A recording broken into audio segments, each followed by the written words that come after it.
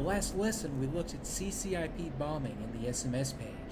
Today, we're going to look at the post-designate CCIP mode that's used when the computed impact point is outside the HUD field of view. This happens most often when bombing in a shallow dive or when high drag bombs are loaded. I have the lesson paused with the target straight ahead.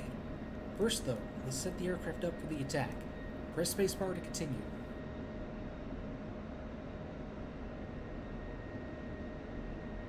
The setup and displays are identical to those we saw in the CCIP lesson, so we'll run through this quickly.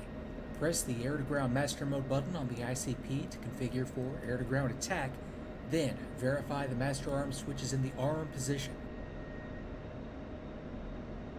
You should have the air-to-ground SMS page displayed on the right MFD with CCIP submode selected. Today we have 6 Mark 82 air high drag bombs loaded. These are configured with the BSU-49 tail assembly that slows the bomb after release to reduce the danger of the aircraft being hit by weapon fragments at low altitude. We have a high drag and low drag option that can be set by cycling through the fusing options. Selecting nose configures it for a low drag release, while selecting tail or nose tail configures it for a high drag release. We'll leave it set to nose tail for a high drag release. Press spacebar to continue.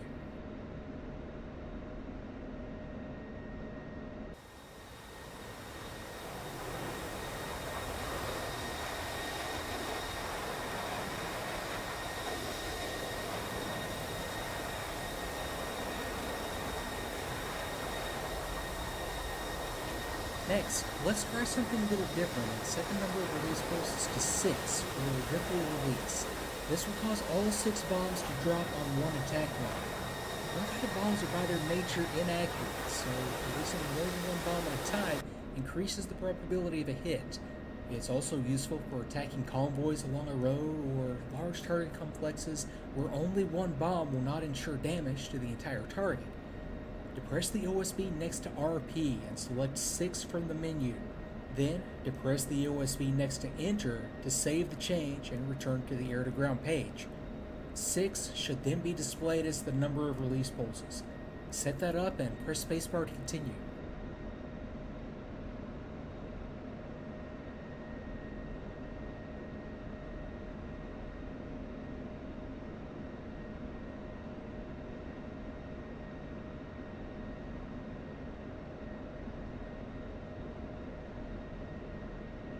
Now let's set the desired impact spacing between bombs on the ground. The target for this lesson is a convoy on the road straight ahead and looks to be spread out over about 1,000 feet.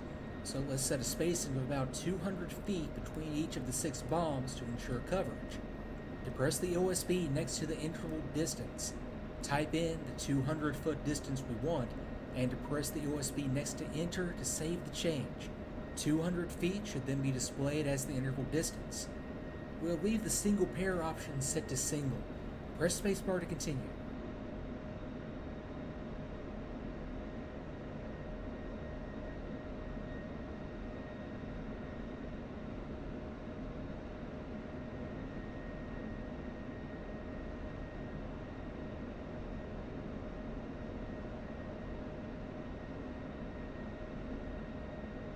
Moving up to the HUD, we see the same CCIP symbology as in the last lesson. The flight path marker is at the top, and the bomb fall line extends down to the CCIP pipper. Also note the small horizontal bar on the bomb fall line. This is the time delay cue and indicates the computed bomb impact point is outside the HUD field of view. Last time we were in a dive with low drag bombs, and this was not visible at release. We depressed the weapons release button on the stick and the bombs were released immediately. This time, we'll still place the paper over the target and press the weapons release button, but instead of releasing the bombs, that point on the ground will be designated, and steering information will be presented in the HUD. The bombs released when the aircraft is flown to the release point, just like in a CCRP delivery we'll see in the next lesson. Press spacebar to continue.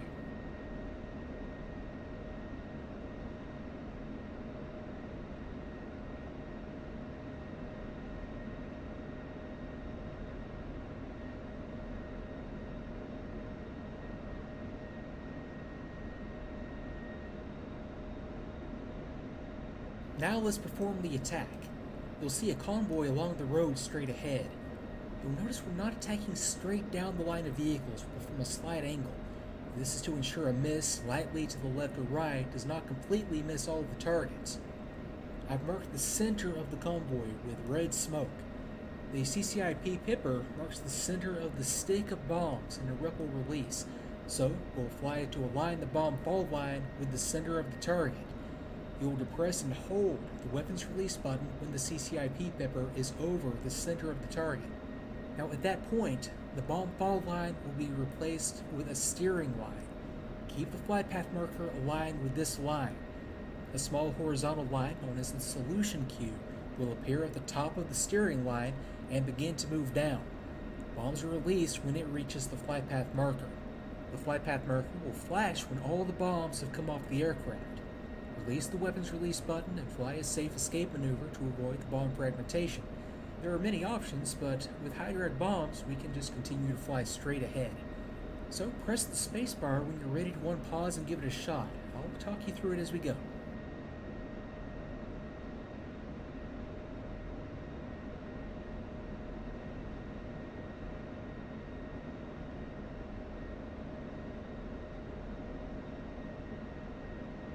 Okay, align the bomb fall line with the target. Maintain some altitude and be sure the flight path marker stays above the pull-up anticipation cube if it appears. This does not need to be done at treetop level.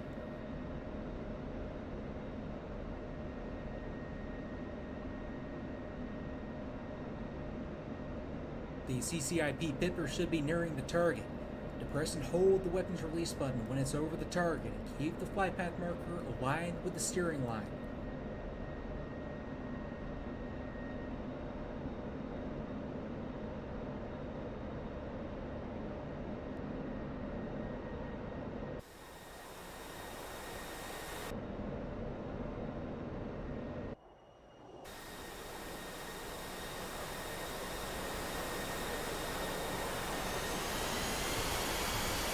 Okay, weapons away. Release the weapons release button. Weapons can fly straight ahead to avoid the frag. Without looking for threats, follow the bombs. Okay, let's turn back and see how we did. You should be able to see the craters that mark the impact points of the bombs. Even if the targets aren't smoking, it's likely they took some damage.